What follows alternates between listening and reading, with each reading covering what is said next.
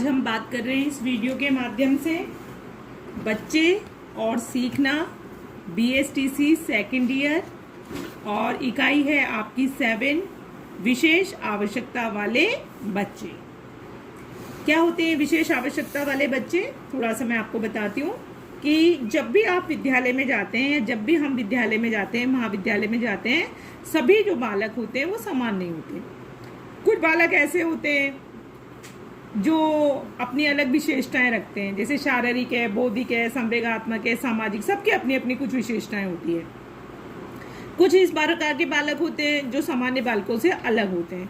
अब मैं जिस बालकों की बात कर रही हूँ कि वो बालक जो सामान्य बालकों से अलग विशेषताएं रखते हैं, उन्हीं को हम विशिष्ट बालक कहते हैं। जैसे एक हेक महोदय की परिभाषा में आपको पढ़कर बताती हूँ कि विशिष्ट बालक वो होते हैं जो किसी एक या अनेक गुणों की दृष्टि से सामान्य बालकों से भिन्न होते हैं।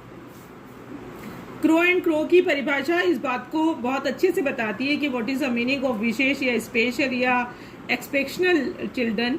तो ये देखिए, इन्होंने लिखा है कि विशेष प्रकार या विशिष्ट शब्द किसी ऐसे गुण को, किसी ऐसे, हम क्रो एंड क्रो की परिभाषा की बात कर रहे हैं विशिष्ट बालक को लेकर।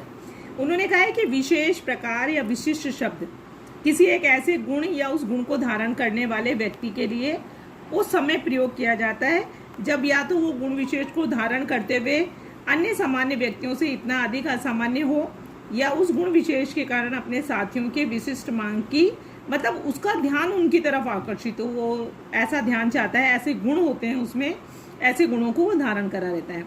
साथ ही एक बात और है इस परिभाषा में कि उससे उसके व्यवहार की क्रियाएं और अनुक्रियाएं दोनों प्रभावित होती है। चलिए कैसे बांटते हैं हम विशेष आवश्यकता वाले बालकों पर, इस पर बात करेंगे कि विशेष आवश्यकता वाले बालकों का वर्गीकरण कैसे किया जाता है। सबसे पहले हम बात कर रहे हैं विशिष्ट बालकों के वर्गीकरण की, और विशिष्ट बालकों के वर्गीकरण में हम बात कर रहे हैं बौद्धिक दृष्टि से विशिष्ट बालकों की। तो बौद्धिक दृष्टि से जो विशिष्ट बालक हैं उनको हमने 4 भागों में बांटा है।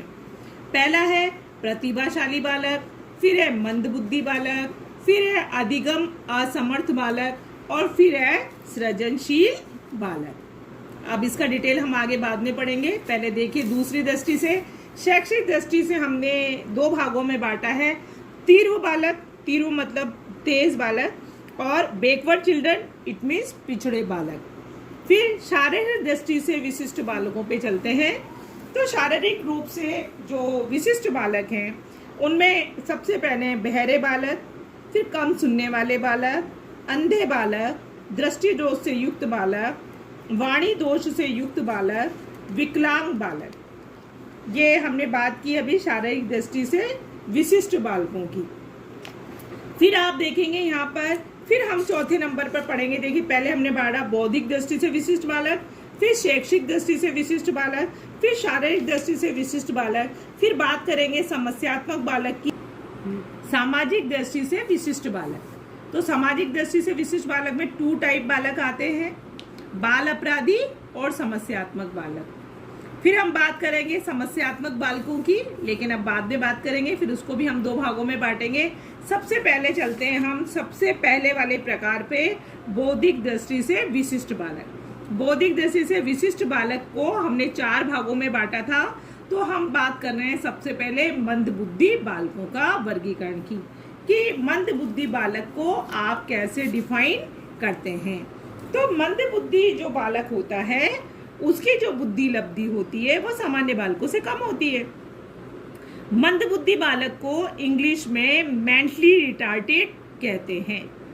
हम इसको पिछड़ा या मंदबुद्धि बालक भी कह सकते हैं, मानसिक मंदन भी कह सकते हैं, मानसिक विकलांग भी कह सकते हैं।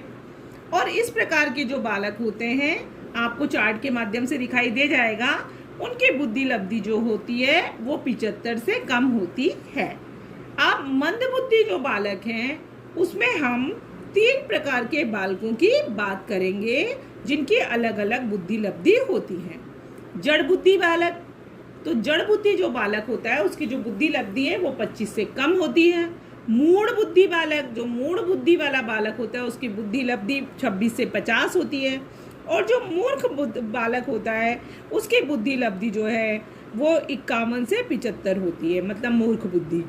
तो हम सबसे पहले बात करेंगे आप मंद बुद्धि बालकों के वर्गीकरण के पहले सब पार्ट की, कि जड़ बुद्धि बालक को आप कैसे पहचानेंगे, उसमें क्या लक्षण पाया जाता है। एक तो आपने आईक्यू देख लिया कि भाई 25 से कम उसका आईक्यू लेवल है, इसका मतलब वो जड़ बुद्धि है।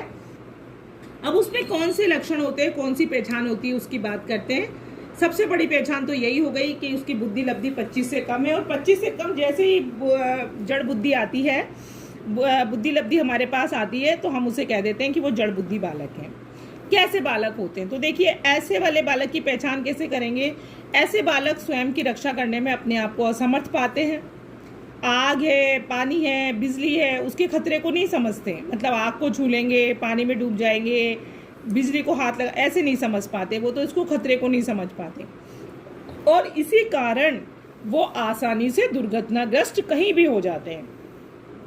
और देखिए ऐसे बालक ना एक भी वाक्य अपने आप नहीं बन पाते, मतलब एक स्ट्रक्चर नहीं फ्रेम कर पाते, वाक्य अच्छे से नहीं बना पाते, बोल नहीं पाते, और सबसे बड़ी बात वो स्वयं अपना भोजन नहीं कर पाते। मतलब कुल मिलाकर अगर हम कहें तो वो स्वयं के लिए कभी कुछ नहीं कर पाते, और जीवन रक्षा की इच्छा जो होती है उसका उसमें पूर्ण अभाव होता है। आप शिशुओं की भांति, जैसे छोटे छोटे बच्चे रहते हैं ना, असहाय से रहते हैं, उनकी नीड रहती है कि उनको नहलाया जाए, धुलाया जाए, समय पे भोजन कराया जाए, तो आप जो ये जड़ बुद्धि के बालक हैं उनको बिल्कुल उसकी तरह समझ सकते हैं कि उनको नहलाने में, धुलाने में, भोजन कराने में किसी व्यक्तियों की आवश्यकता पड़ती है। तो हमने बात की मंद बुद्धि बालकों के वर्गीकरण में प्रथम सब पार्ट की जड़ बुद्धि की। और जड़ बुद्धि बालकों के लिए एक बात है कि मानसिक दुर्बलता जिसे कहते हैं, उसकी ये सबसे ज़्यादा निम्नतम अवस्था कहलाती है। मैंने नोट में यहाँ पर लगाया हुआ है कि यह मानसिक दुर्बलता की निम्नतम अवस्था है जड़ बुद्धि बालक। मूढ़ बुद्धि बालक। अब मूढ़ बुद्धि बालक क्या होते हैं? सबसे बड़ी बात तो ये है कि जो मूढ़ बुद्धि बालक होते हैं उनकी बुद्धि लब्धि है 26 से 50 के बीच में आती है। हम पहले बता चुके हैं आपको। अब उसमें क्या होता है, अब कैसे पहचानते हैं हम इन बालकों को? तो इसमें सबसे बड़ी बात ये, सबसे बड़ी पहचान ये है कि मानसिक योग्यताओं का इनमें अभाव होता है। ये बालक सामान्य बालकों की तरह पढ़ने में अक्षम होते हैं। ऐसे बालकों को हम क्या कर सकते हैं इनको? तो कहते हैं कि ऐसे जो बालक होते हैं यदि उनको उचित प्रशिक्षण दिया जाए तो वो थोड़ा बहुत काम कर सकते हैं। कैसा थोड़ा बहुत काम कर सकते हैं अपना? अब बहुत अच्छी तरह से यदि इन्हें प्रशिक्षित किया जाए तो वो स्वयं स्नान कर सकते हैं, कपड़े पहन सकते हैं, अपने आप खाना खा सकते हैं, शौचालय जा सकते हैं। तो ऐसे काम कर सकते हैं यदि इनको प्रशिक्षित किया जाए तो, और दूसरों की देखभाल की इनको आवश्यकता पड़ती है। हम इनके लिए काम और कर सकते हैं मूढ़ बुद्धि बालकों के लिए कि ऐसे बालकों को यदि व्यावसायिक प्रशिक्षण दिया जाए, विशिष्ट प्रशिक्षण दे दिया जाए तो वो थोड़ा बहुत अपना जीविका उपार्जन का काम कर सकते हैं। तो विशिष्ट बालकों, विशिष्ट प्रशिक्षण द्वारा जो ये मूढ़ बुद्धि के बालक है इनको थोड़ा बहुत हम लिखना पढ़ना भी सिखा सकते हैं। अब हम बात करेंगे मूर्ख बुद्धि बालक की। आपको एक चार्ट में बताया था कि जो ये मूर्ख बुद्धि बालक होता है जिसे मोरॉन्स कहा जाता है, 51 से 75 तक इनकी बुद्धि लब्धि होती है। आप ये ऐसे वाले बालक जो है इनके लिए हम क्या कर सकते हैं? तो हम ये कहते हैं कि स्वतंत्र सदस्य के रूप में, समाज के एक स्वतंत्र सदस्य के रूप में यदि ये जीवन यापन करना चाहें तो ऐसा नहीं कर सकते। जीवन यापन करने की योग्यता का इनमें अभाव होता है। इसी कारण ऐसे जो बालक होते हैं वे सामान्य बालकों से निम्न होते हैं। तो बर्तन मांजना, झाड़ू लगाना, कपड़े धोना, घास काटना, जानवरों की देखभाल करना, ऐसे जो साधारण से कार्य हैं, उचित प्रशिक्षण देकर हम ऐसे बालकों को इन कामों के लिए तैयार कर सकते हैं। ऐसे बालक, क्योंकि ये मूर्ख बुद्धि है, भविष्य के संबंध में कोई योजना नहीं बना सकते। कभी कभी मूर्ख बुद्धि होने के कारण ये समाज में असामाजिक कार्य भी कर देते हैं। शारीरिक दोष तो इनमें कम होते हैं, सामान्य बालकों से मिलते जुलते लगेंगे, लेकिन मूर्ख बुद्धि के कारण असामाजिक कार्यों में लिप्त हो जाते हैं। अभी हमने बात की सबसे पहले वाले वर्गीकरण की, बौद्धिक दृष्टि से विशिष्ट बालक। उसमें हमने बात की मंद बुद्धि बालक की।